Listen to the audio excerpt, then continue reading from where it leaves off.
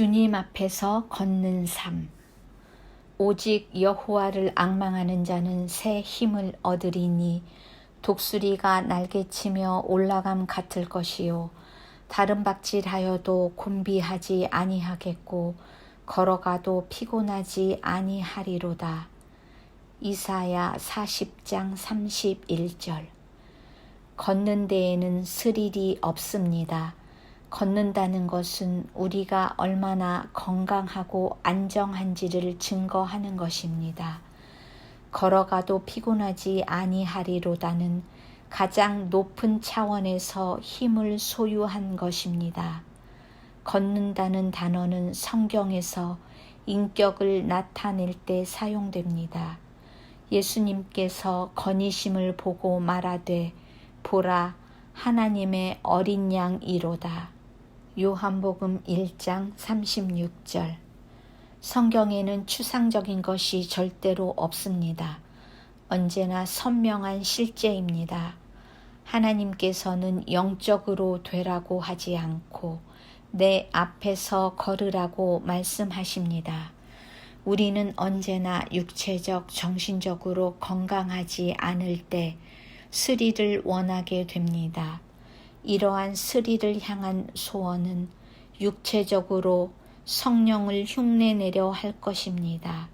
스릴을 향한 소원은 감정적인 영역에서는 부적절한 애정으로 나아가게 하여 도덕적으로 파멸하게 할 것입니다. 만일 영적인 영역에서도 계속 스릴을 원하여 날개 위에만 오르려고 하면 결국 믿음을 잃고 영적 파멸에 이르게 될 것입니다. 하나님의 임재의 실체는 어떤 장소에 따른 것이 아니라 언제나 우리 앞에 주님을 모시겠다는 결단에 따릅니다.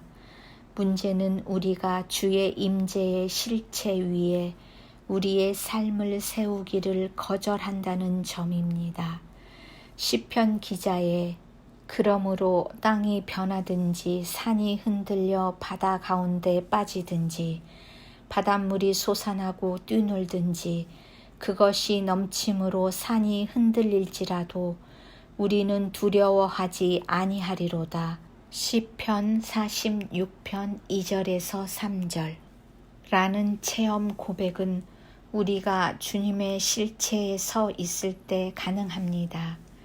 실체에 서 있다는 말은 하나님의 임재를 감상적으로 느끼는 것이 아니라 하나님의 임재의 실체를 믿음으로 보는 것을 의미합니다. 왜냐하면 그분은 실제로 언제나 그곳에 계시기 때문입니다. 위기의 순간에 필요한 것은 인도하심을 구하는 것입니다.